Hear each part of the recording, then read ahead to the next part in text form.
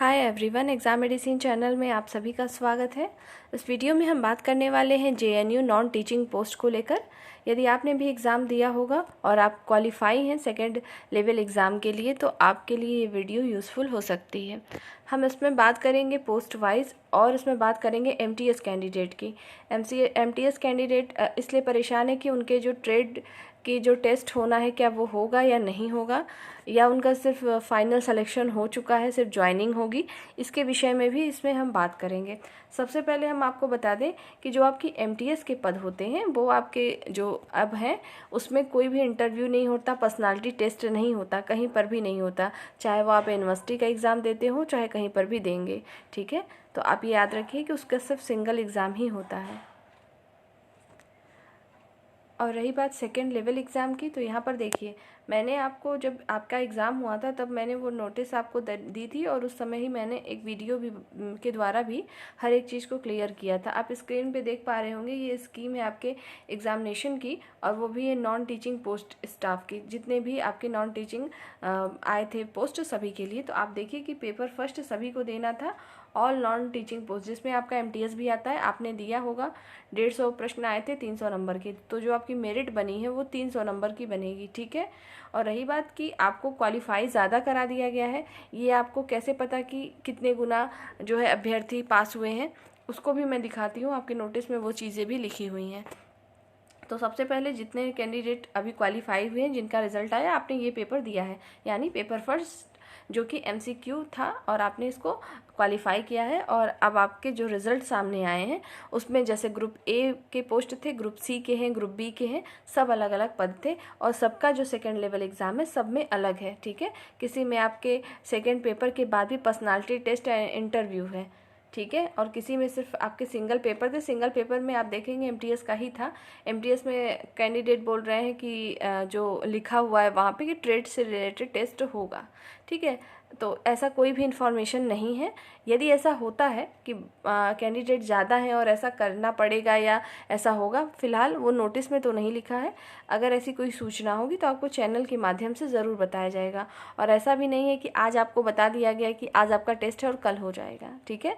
तो आपको उसके लिए कुछ प्रिपेयर होकर पढ़ने की तो आवश्यकता है नहीं, ठीक है। तो जितने कैंडिडेट क्वालिफाई हुए हैं एमटीएस के लिए मैं बात कर रही हूँ, वो लोग निश्चिंत रहें, अपने डॉक्यूमेंट्स को रेडी रखें। और रही बात डीवी जो डॉक्यूमेंट वेरिफिकेशन होता है, उसमें भी कई कैंडिडेट बाहर होते हैं। बाहर का मतलब है, हो सकता है उन्होंने फॉर्म फिल कर दिया, उनके जो डॉक्यूमेंट्स हो वो बात के हों, और भी चीज़ें आती हैं। कुछ ऐसे कैंडिडेट होंगे जिनका इसी के दौरान कहीं और सिलेक्शन हो गया होगा, तो वो जाते ही नहीं इंटरव्यू में, इंटरव्यू नहीं मतलब डॉक्यूमेंट वेरिफिकेशन में। तो भी चीज़ें, तो जितने पद होते हैं उससे थोड़ा ज़्यादा हमेशा आप देखेंगे डॉक्यूमेंट वेरिफिकेशन के लिए कैंडिडेट को क्वालिफाई कराया जाता है। और जब मेरिट लिस्ट बनाते हैं तो वो एज के अकॉर्डिंग, जैसे मान लीजिए 2 कैंडिडेट हैं, सिमिलर मार्क्स हैं, आप दोनों के हों, और जिनकी एज ज़्यादा होती है उनको वरीयता दी जाती है, उस तरीके से चीज़ें होती हैं। इसलिए कुछ कैंडिडेट को ज़्यादा क्वालिफाई करा लिया जाता है। तो ये रही बात सिर्फ एमटीएस के कैंडिडेट को। अगर अभी भी आपको कन्फ्यूज़न है तो फिर आप अच्छे से और देखिए, उसको पढ़िए, और अगर एमटीएस से रिलेटेड कोई भी नोटिस आएगी तो वो आएगी ही यूनिवर्सिटी की तरफ से, तो आपको बता दी जाएगी। अब बात कर लेते हैं अदर पोस्ट की। आपने जैसे ये एग्ज़ाम दिया होगा, अब हम आगे बढ़ते हैं। आप स्क्रीन पर देख पा रहे होंगे, आपके इसमें आप था डिप्टी रजिस्ट्रार की थी, असिस्टेंट रजिस्ट्रार की थी, ठीक है। और आपका सेक्शन ऑफिसर था, सीनियर असिस्टेंट थे। ये सभी पद जो हैं ग्रुप ए के थे। तो इसमें क्या है, आपका सेकेंड पेपर होना है, 50 नंबर का आपका होगा, 50 क्वेश्चन मिलेंगे, 50 क्वेश्चन होंगे और 100 मार्क्स के होंगे, ठीक है। और 1.5 घंटे का आपको समय दिया जाएगा। इसमें सारी चीज़ें सिलेबस पहले ही बता दी गई थी, वही सारी चीज़ें थी। इसी प्रकार से जो आपका था इसमें कंप्यूटर ऑपरेटर हो गया और सीनियर टेक्निकल असिस्टेंट हो गए।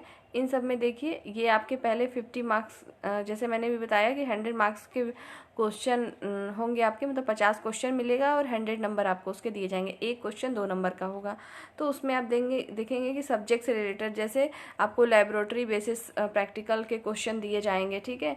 नॉलेज ऑफ कंप्यूटर और स्पेशल रेफरेंस वर्ड प्रोसेसिंग जो होती है, डेटा एनालिसिस और पैकेजिंग से रिलेटेड प्रश्न आपको दिए जाएंगे। मतलब इस फील्ड में जॉब फील्ड, जैसे आपका सीनियर टेक्निकल असिस्टेंट है, कंप्यूटर ऑपरेटर, तो उससे रिलेटेड जो फील्ड वर्क होते हैं उससे रिलेटेड आपको प्रश्न होंगे और ये MCQ फॉर्म में आपको मिलेंगे।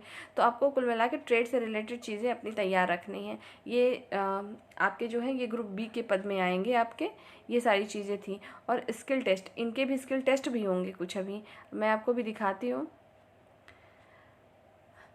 अब ये देखिए स्किल टेस्ट की बात करें तो अगर प्राइवेट सेक्रेटरी है, पर्सनल असिस्टेंट है, स्टेनोग्राफर है, असिस्टेंट, जूनियर असिस्टेंट, इन सभी के क्या होने हैं, स्किल टेस्ट होने हैं। क्वालिफाइंग नेचर है, ये इनका सेकंड लेवल का एग्ज़ाम है, ठीक है। इसमें कहीं पर भी सिलेबस में सेकंड लेवल एग्ज़ाम में MTS के बारे में जिक्र नहीं किया गया है, ठीक है, कि आपका सेकंड लेवल एग्ज़ाम क्या होना है, जितने भी आपको दिए गए हैं, ठीक है। ये वीडियो अभी भी अवेलेबल है, आप चाहें तो जाके दोबारा देखिएगा, सारी चीज़ें मैंने नोटिफिकेशन से बताई है। तो अभी आपका टाइम ज़्यादा ना जाए इसलिए मैंने उसी चीज़ को सिर्फ शॉर्ट में ले लिया है स्क्रीन पे, ताकि आपको सिर्फ मेन चीज़ें मैं दिखा सकूँ। अब मैं आपको ये दिखा रही हूँ कि कितने कैंडिडेट को किस पद पर क्वालिफाई कराया गया होगा। आप स्क्रीन पे देखिए, आप यहाँ पे देखेंगे कि स्किल टेस्ट जो भी कैंडिडेट देंगे, स्किल टेस्ट में क्या होता है कि जैसे आपको टाइपिंग टेस्ट होती है, तो टाइपिंग टेस्ट में बहुत सारे कैंडिडेट बाहर हो जाते हैं, ठीक है। मतलब उसमें क्वालिफाइंग नेचर है आपका, जैसे 30 वर्ड पर मिनट है तो 30 ही होना चाहिए, एक्यूरेसी भी होनी चाहिए, नहीं तो आप डिस्क्वालीफाई हो जाएंगे। तो जितने भी पोस्ट थे, जैसे आपके स्टेनोग्राफर के हों, पर्सनल असिस्टेंट के हों या प्राइवेट सेक्रेटरी के हों, ठीक है, इसमें जो है 10 टाइम्स जो है number of vacancies candidate qualify कराए गए हैं। मतलब अगर मान लीजिए किसी पद के लिए 10 है, सिर्फ 10 पोस्ट है, तो उसके 10 के 5 गुना कैंडिडेट को क्वालिफाई कराया गया है, ठीक। उसी प्रकार से असिस्टेंट और जूनियर असिस्टेंट को के लिए सिर्फ 5 टाइम्स लिखा है ना, मतलब उसके 5 गुना कैंडिडेट को क्वालिफाई कराया गया है। अब आप देखेंगे कि यहाँ पे अलग अलग क्यों किया गया है, क्योंकि वो वैकेंसी है और उसमें जिस तरह का लेवल होगा सेकेंड एग्ज़ाम का, इसी वजह से ऐसा किया गया है, सब में ऐसा नहीं है। और आपको बता दें कि MTS कैंडिडेट ऐसा कह रहे हैं कि 5 गुना कैंडिडेट को क्वालिफाई कराया गया है। तो आपको ये बात कैसे पता कि क्वालिफाई कराया गया? फिलहाल नोटिफिकेशन में और यहाँ पर तो नहीं लिखा हुआ था, जिस पोस्ट के लिए लिखा है वो मैंने आपको दिखा दिया, ठीक है।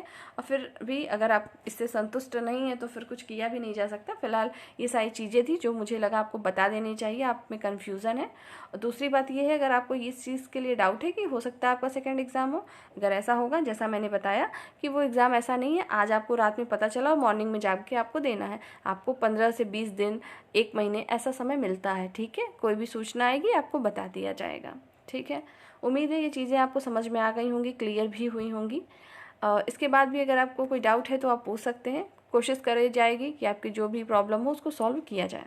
इस वीडियो में फ़िलहाल इतना ही, नेक्स्ट वीडियो में हम फिर मिलेंगे, तब तक के लिए टेक केयर, जय हिंद।